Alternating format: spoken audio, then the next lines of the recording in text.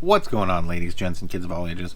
It is Eric coming back at you once again from the Nerd Cave, and today we are talking about a deck list I'm very excited about, because when I start talking about it, you're probably going to think that I'm talking about Emerald Steel, and I am not. I'm talking about something a little bit different, a little bit aggro-y, and a little bit discard heavy, so it's going to be kind of crazy. Definitely stick around to see what we are doing with today's deck list. Before we jump into that, as always, a big shout out to the Patreons for making the giveaways on the channel possible. As you guys may know, if you've been around for current videos, there is going to be a giveaway coming at you very soon. If you want to get entered to win in that giveaway, make sure you're commenting on every video you have the opportunity to, because each one is going to be getting you an additional entry into that giveaway, and you may just increase your chances to the point of winning yourself a Reign of Jafar booster box. But without any further ado, let's go ahead and talk about today's deck list, Discard Aggro. The first card we're going to talk about today is a card that's incredibly good in the discard strategy, and that is Diablo Maleficent Spy, a 1-cost inkable 1/2 stat line questing for 1. With when you play this character, you may look at each opponent's hand, so this is just going to give you some insight on what cards your opponent may be holding and give you an idea what play line you should go with to give yourself the best board position going forward.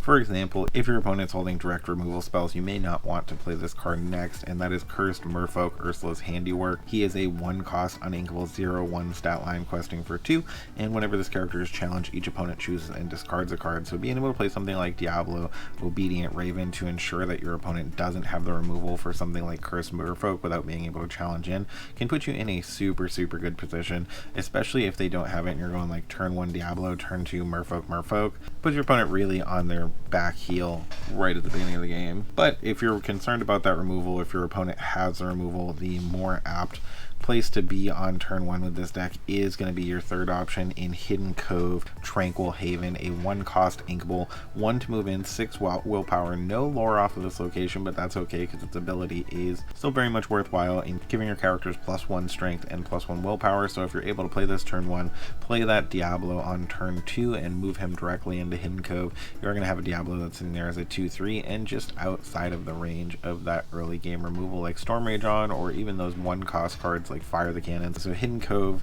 can really put you in a better position in this deck list. Even in the later turns when you have some characters on the board, putting them into Hidden Cove can make them just that much harder for your opponent to deal with, especially when you're playing characters who do have ward, like the next character we're going to talk about and give away our second color in Sapphire. We have Duke Weaselton, a 2-cost inkable 1/2 stat line questing for 2 with ward. Obviously not the most exciting stat line in the world, but a 2-cost questing for 2 that has ward and can't be removed by your opponent with direct removal is incredibly good to be able to ensure you are getting the lore off of it, which is the main thing in this deck list. Not to mention, if you move it into something like Hidden Cove, you're looking at a 2/3 with ward, a little bit harder for your opponent to remove. And same thing with this next card. We do have Flynn Rider, Charming Rogue, a card that's fallen out of favor a little bit, but I'm trying to get some value out of the cards that are going to be rotating before they do rotate when set 9 drops. And so Flynn Rider, I think, is really good if you play him correctly. You don't want to throw him down while your opponent has direct removal cards in their hand, because they're just going to go ahead and banish your Flynn Rider with something right away, and you're not going to get the value out of it. If they don't have the direct removal, however, go ahead, throw down that Flynn Rider, and whenever this character is challenged, your opponent's going to discard a card, same thing as those Cursed Merfolks, and he's also additionally very likely to get you 2 lore. Speaking of cards that are very likely to get you lore and are very cool, we do have 3 Go-Go Tomago Darting Dynamo, a 2-cost inkable 2/2 stat line questing for 1 with evasive. So she's not going to be able to be targeted with those challenges. However, she is going to be able to be targeted with that direct removal, and she does only have 2 willpower, so she is fairly squishy. Another great candidate for moving into those Hidden Coves and staying alive. But what you really want her for is that second ability. When you play this character, you may pay 2 additional ink to gain lore equal to the damage on chosen opposing characters. So she's very likely to come down, gain you lore right away, maybe gain you a little bit more lore questing, and then probably die to something. Also in that 2-cost slot, a card I thought about going with three of, but ultimately ended up on 4 because I do think songs are very prevalent in the meta right now, particularly locally for me.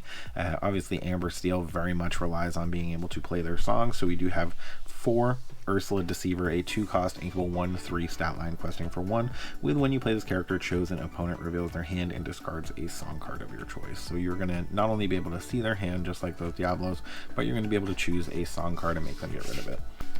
Next up, we do have 2 Tramp Enterprising Dog, a 2-cost inkable, 1/3 stat line questing for 1. With if you have a character named Lady in play, it costs 1 less. Spoiler alert, we are not playing Lady in this deck, but we're not worried about making this cost 1 less, because for 2, it can still be really good when you have some characters down, and when it's not, you're just going to go ahead and ink it and not worry about using it, play something else.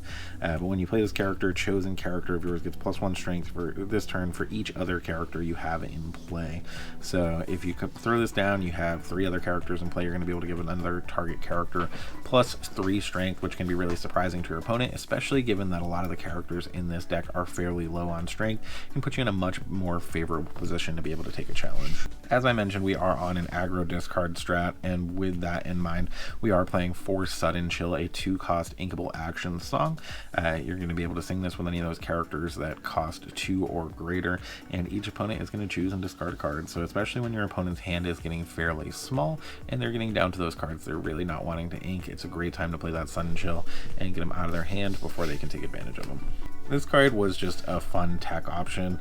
I was going back and forth with this deck list on whether or not I wanted to play Tipo to be able to have some kind of ink ramp, and I just kind of felt like he was fairly weak. He doesn't do a whole lot after he comes down. I mean, he's a potential shift target if you are ink ramping with him, but I wasn't super concerned about shifting in the early turns. The shift was more of a surprise for me. We'll talk more about that later. But Jeweled Collar came about as a really funny way to ink ramp with characters on the board, because it's anytime a character is challenged. Jeweled Collar, 2-cost inkable item. Whenever one of your characters is challenged, you may put the top card of your deck into the inkwell face down and exerted. So particularly with characters with ward, obviously your opponent, if they want to get them off of the board, really doesn't have a choice but to challenge them. And then that's going to put you in a position where you can ink the top card of your deck and get some significant ink ramp going into like turn 4, 5, 6. You don't really need the additional ink in this deck, but having additional ink is good. So I thought Jeweled Collar was a funny option in certain matchups where you really need to put your foot on the gas, or you're not so concerned about your opponent playing something like Be Prepared. So Jeweled Collar can be really good in certain matchups. Sometimes it's just ink. There's a reason I'm only playing 2, but if you want a little ink ramp, Jeweled Collar is the way to get it. Next up in the 3-cost slot, we have 3 Diablo Devoted Herald, a 3-cost uninkable 2/2 stat line, shifting by discarding an action card. It's the reason we're only on 3 Diablos in this deck. First off, we don't absolutely need the card draw because we're generating card advantage by forcing our opponent to discard. If you don't understand what I mean by that, definitely check out my Deck Tips 101 and 102 videos where I explain the basics of deck building, like generating card advantage. I'll throw a link to those videos either in the description or on screen at the end of the video if anybody wants to check those out. But I have a very limited amount of actions in this deck, so we're not necessarily looking to shift Diablo all the time. Sometimes we're just playing it out and letting it do its thing. We also don't have any forcible way to ink uninkables in this deck because we did choose not to play Tipo, so we didn't want to be stuck with too many Diablos that are in a poor board position. But he is a 3-cost uninkable 2/2 stat line, questing for 1, shifting by discarding an action like I mentioned. He is evasive, so unless your opponent has an evasive threat, he is going to be questing in unimpeded. And during each opponent's turn, when they draw a card while this character is exerted, you may also draw a card. So it's not going to be able to trigger if you're forcing your opponent to draw a card during your turn with this card exerted. So something like Show Me More or Earth Giant, some of the Amethyst cards we've talked about on this deck list, aren't going to be able to be taken advantage of with Diablo. However, even things like Let the Storm Rage on when your opponent plays it on Diablo and banishes him are still going to be added to the stack as a trigger. So you still do get to draw off of that, which is kind of an interesting little tidbit. So keep that in mind if your opponent is using specifically Let the Storm Rage on to remove your Diablo.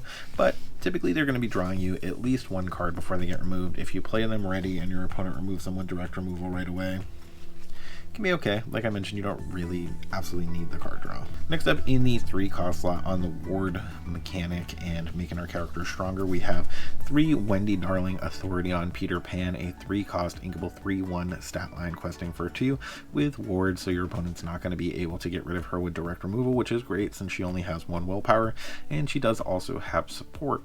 The support is incredibly important and the main reason we're playing Wendy in this deck list, much like that Tramp A lot of our characters are a low strength character, so being able to go ahead and boost up their strength with something like support, something like Tramp, or something like another card we're going to talk about a little bit further into the deck list is incredibly relevant and incredibly helpful to let you take some favorable challenges when you need to whittle down what your opponent's doing, particularly in those hyper aggro matchups or when you're playing against an opponent who is running something like Rhino. Next up, this is our primary card draw, and the reason we don't necessarily need to be on 4 Diablos. We have 4 Prince John, greediest of all, a 3-cost uninkable 1/2 stat line questing for 2, and much like some of those other cards in this deck list, he does have ward, so your opponent is, may sound like a broken record, not going to be able to go ahead and remove him with direct removal, so it's going to make him super sticky to the board unless they're playing something like Grab Your Swords or Be Prepared or something, but that's probably not going to come down to the later turns, and it's entirely likely that you're going to be able to rip it out of their hand with one of those Ursulas if it is something you need to do. Whenever your opponent discards 1 or more cards, you may draw a card for each card discarded this way. Keep that in mind, because one of the main things your opponent is going to try to do in that most relevant matchup, which is into Steel Song, that's one of the hardest matchups in the meta right now, is they're probably going to be looking to Whole New World, especially if you're making them discard cards. Getting Prince Johns down before they can do that can be good. They may not be discarding any cards, so you may not be able to take advantage of it, but if they're playing Whole New World with any amount of cards in their hand and having to discard any cards, you're going to get some additional card draw off of Prince John. Also, with those Diablos, if you're able to get those down and exerted before they're looking to sing that Whole New World, you are going to be able to draw additional cards off of those Diablos when Whole New World happens. For each card your opponent draws during their turn, you're going to be able to draw with Diablo, and it is a May trigger and it is individual. So say your opponent plays a Whole New World, you have 1 Diablo exerted, you're going to have 7 optional draw triggers, and you can stop at any time. So keep in mind that it's going to work that way. You can draw 4 cards, you could draw 7 cards, so you're going to have to take the initial 7 from Whole New World. That is non-optional. Then you could take up to an additional 7 off of those Diablo triggers, but you could stop at 5, 6, you could take 2. So keep in mind, you don't have to deck yourself out if you have a Diablo in play. It is a May ability, and it is per trigger individually, so always keep that in mind. But jumping back to Prince John, he is going to be a great way to draw some additional cards, and when you need to close out those games, he is probably going to be still sitting on the board because he has ward to be able to quest for 2. Next up, the last 3-cost character in the deck in Kit Cloud Kicker Tough Guy, a 3-cost inkable 2/2 stat line questing for 1, with when you play this character, you may return chosen opposing character with 2 or less strength to their player's hand. So there's not always a bajillion of those. If your opponent's trying to get Rhino down and doesn't hit it on curve, or if perhaps you went first, you may be in a position where you could Kit Cloud Kicker their little Rhino back to their hand before that big Rhino comes down, or in those first few turns, Kit Cloud Kicker Daisy back in your opponent's hand, stuff like that, just to kind of slow down their tempo and give yourself more time to force them to discard. Or if they have some low strength characters, when they're out of cards in their hand, you can Kit Cloud Kicker them back to their hand and then play something else like Hypnotize to force your opponent to discard. But jumping over to our one and only action in the 3-cost slot, we are on 3 Hypnotize, a 3-cost inkable action. Each opponent chooses and discards a card, and you draw a card. And then obviously, if you have Prince John in play, you may be drawing some additional cards. So Hypnotize can be really good, and much like the cards I like most in this game, it is inkable. Next up, jumping over to one of our couple 4-cost characters, we are on a card that used to be incredibly popular in the early days of discard and hasn't really come back around. A card that I thought was at least exploring 2 copies of. I think it can be really good in the right situation, but sometimes it's not, and sometimes you just want to ink it, and that is Donald Duck Perfect Gentleman, a 4-cost inkable 2/5 stat line questing for 2, with at the start of your turn, each player may draw a card. So at the start of your turn, you may draw a card, your opponent may draw a card. Those are individual triggers. It doesn't mean your opponent has to do it if you do it, but if they decide they want to draw a card, great, because you're typically only going to throw this card down when you have ways in your hand to make them discard, like Sudden Chill or Hypnotize. So you're going to play that Donald Duck, you're going to take that additional draw trigger, hopefully your opponent also takes it, and then you're going to Hypnotize the card out of their hand, ideally with a Prince John on the board to be able to draw some additional cards. It's an old strat, but it's not necessarily something people are playing around currently because Donald Duck has kind of fallen out of favor in the meta. The other 4-cost character we are playing is going to be Go-Go Tomago Cutting Edge, a 4-cost uninkable 3/3 stat line, shifting for 4. So this is, I think, the only character in the game that the shift cost and the converted cost are the same. It does have evasive, so it's going to be sticky to the board. It is questing for 2. I think I may have mentioned that already. And when you play this character, if you use shift a player, which hopefully you can because you're going to have those smaller Go-Go's in the deck, you're going to be able to put chosen character into their player's inkwell face down and exert it. She's going to function like a let it go if you're able to shift her, which is super funny, especially because those Go-Go's, like I mentioned, the smaller ones are very squishy, so getting them down, gaining the lore off of them, and then shifting with Go-Go, even if you do it all in one turn, is pretty funny because you could throw it down. You'd have to have 8 ink to be able to throw it down, gain lore off of the smaller one, and shift. So it's definitely something that's happening later in the game, but you could potentially be putting yourself closer to closing out the game while also putting your opponent's board in a worse position. The last card in the 4-cost slot, we're on to You're Welcome, a 4-cost inkable action song, which shuffle chosen character, item, or location into their player's deck. That player then draws 2 cards. If you can, ideally you want to be targeting yourself with this card to draw those 2 cards, but if not, it's also a great way to remove some of those bigger threats on your opponent's side of the board, particularly things like Maui Shark. Is great to get rid of with this card. You're going to let your opponent draw a little bit, but you may have some discard cards to be able to force them to discard after that, in which case it can be a very funny combo. And the first card in the 5-cost slot, and a card we're only on one of because it's a great, fantastic way to close out games and to further take advantage of those jeweled collars that I was talking about, in Goofy Expert Shipwright, a 5-cost inkable 1/4 stat line. Not a crazy stat line for a 5-cost, but he quests for 3 and he has ward, so he is probably going to come down and quest, and whenever this character quests, he's going to give ward to another character until the start of your next turn. So you're going to be able to play him on 5, get a quest with him on 6. Whatever you played on 6, you're going to be able to give ward to, so you're going to be able to get a quest with that on 7. So he's just going to put you in a better position to be able to close out the game. The next step, still in the 5-cost slot, and the other way to boost those characters up and get some favorable trades that I was talking about, we are on to Cricky Lucky Cricket, a 5-cost inkable 3/4 stat line, questing for 3. So if you can play this after that Goofy, give it ward, can be really funny. And even if you're taking a challenge with Goofy at that point as a 4/4, and when you play this character, your other characters get +3 strength this turn, hence making a Goofy a 4/4, and then Goofy could be questing if you're not taking a challenge with him, and then giving him ward, so you have another way to quest for 3 going into the following turn, and just go ahead and close out a game real quick. And the last card in the deck list, and a bit of a surprise for our opponent, especially since we're not playing a Tipo shift line, is Baymax Giant Robot, a 6-cost uninkable 5/5 stat line, questing for 2 with universal shift 4, meaning it's going to go ahead and shift onto any character in your deck, and when it does, it is going to remove all damage from that character this turn. So it's going to remove all damage from that character. So if you are shifting onto something that had 2 or 3 damage onto it, this is going to be a healed up Baymax sitting there as a 5/5 who quests for 2. Another great way to close out games or get an unexpected challenge on your opponent, especially since you're shifting it for 4. Pretty aggressive. Love that card. I think Baymax is really good, but what do you guys think about this deck list? Do you think Sapphire Emerald should stay in its lane and play something that's a bit more slow tempo control, or do you think that the aggro build of it can be aggressive enough to win games? Let me know your thoughts in the comments below. Is there a card you think I should play or have not played in this deck list?